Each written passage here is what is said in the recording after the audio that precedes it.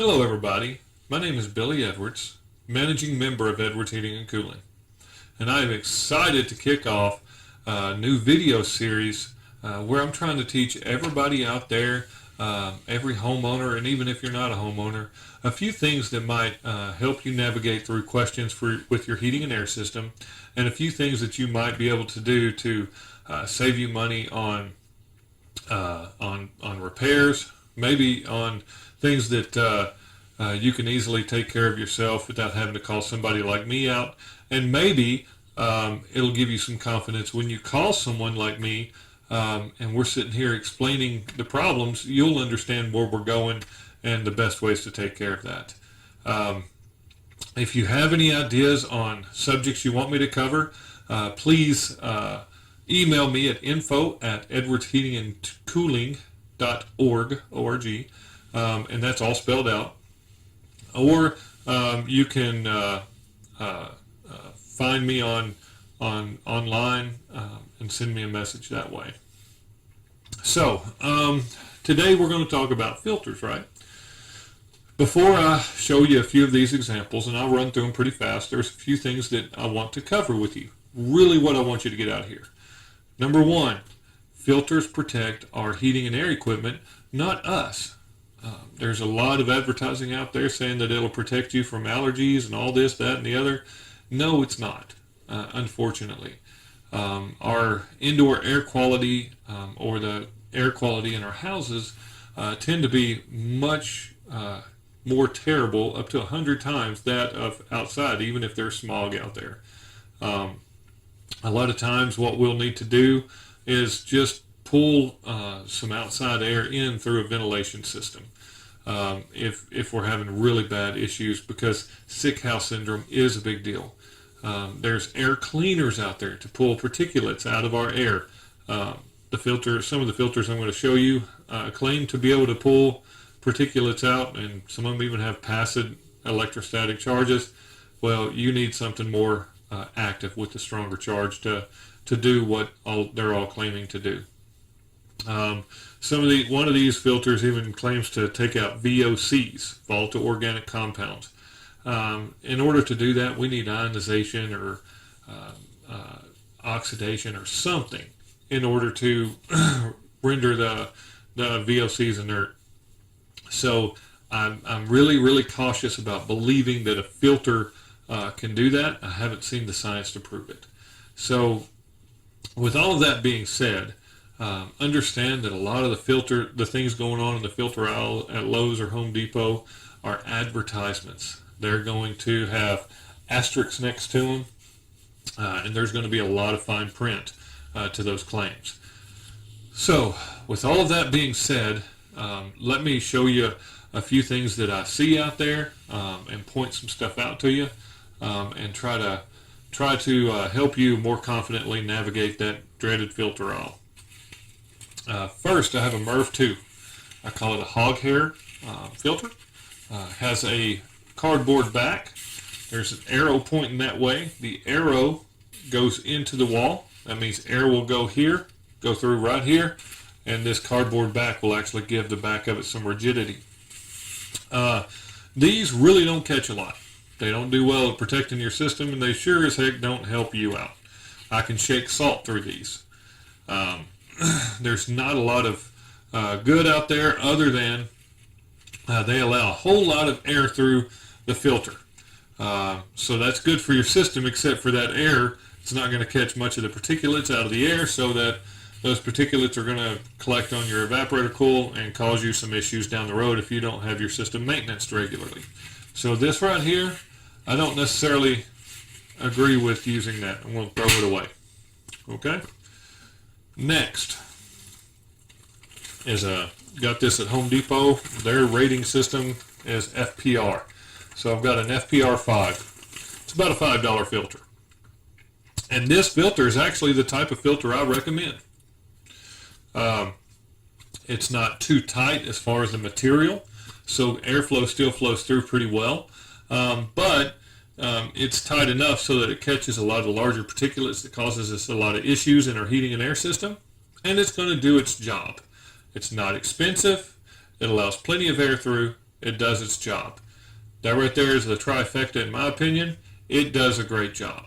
So the FPR5 or the first level or the standard level of pleat, that right there is what I kind of recommend. Like I said, they cost probably somewhere in the $5 range, and I'm good with that. There's no sense in spending $25 on a filter. Now in the $10 range, 10 to 12 I'd say, I've got an FPR7. Now this particular filter, it claims to even catch some mold spores and bacteria. I'll agree that it probably does that some because it's electrostatically charged, but it's passive, so it's a very weak charge. Also, the material woven through here is a lot tighter, which means it allows less air to move through it.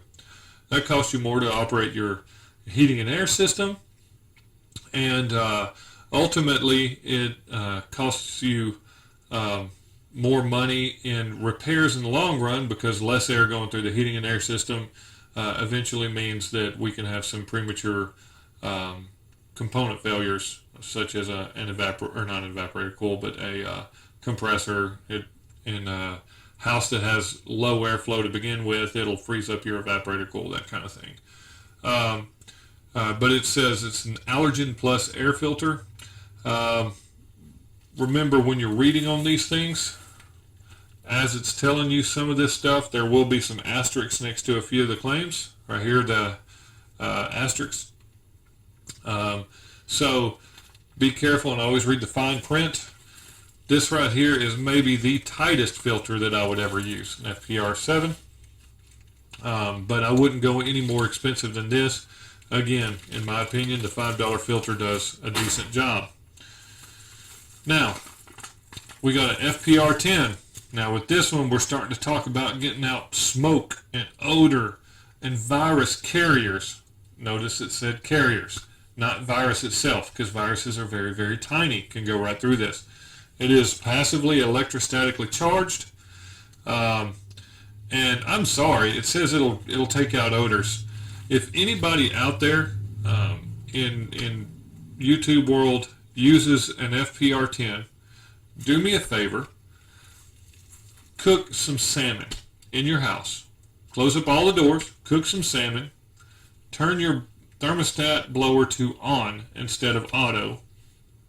Wait 2 hours and tell me if this actually pulled the odor out of our house. I don't think it's going to do that. Now, again, it's a money game. Now, the last filter I have is what is this? Ultimate Allergen with odor reduction. Now, I can tell you that this thing will reduce odors, because see the blue dots? It's Arm & Hammer. So it will absorb some odors because it has that in there. But the more stuff they pack into this, the more or the less air will actually flow through. It says it also pulls out VOCs, enhanced performance.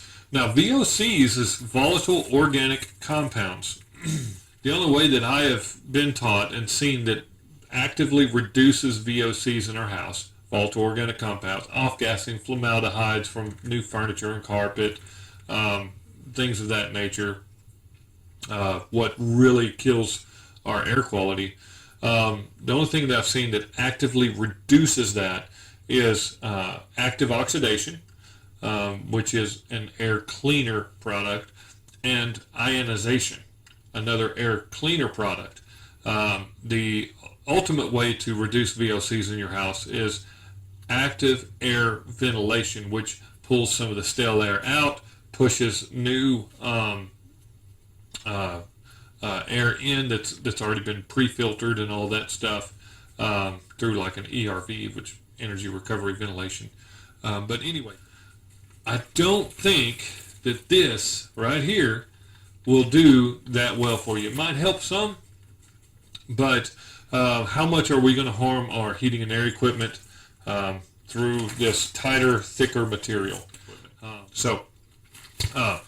There it is. That's what I've got for you on filters. A lot of boring, rambling stuff just to tell you not to spend a whole lot of money on filters. Get a $4 or $5 filter, change it every month, okay? And if you have any real concerns over indoor air quality, real health problems, give somebody a call, start talking to them about how we can make your house healthier for you. But a filter, because of its inherent nature of protecting the equipment, not your lungs, will not do everything that they promise on the package. Because quite frankly, your house is not in the same conditions as a lab. So lab conditions are perfect conditions. Your house is always not going to be perfect because we're human, right? And we live in our houses. So that is it for this video. If you have any ideas for any videos, again, please give me a call. I say give me a call. Drop me an email, drop me a message somewhere. Email info@edwardsheatingandcooling.org. That's all spelled out and is spelled out. And let me know what you think. Please like and follow me. I will be doing more videos in this series. And I look forward to serving YouTube world through these videos, through information. And I'm going to try to figure out how to make these videos more fun. So with that, everybody have a great day and stay cool.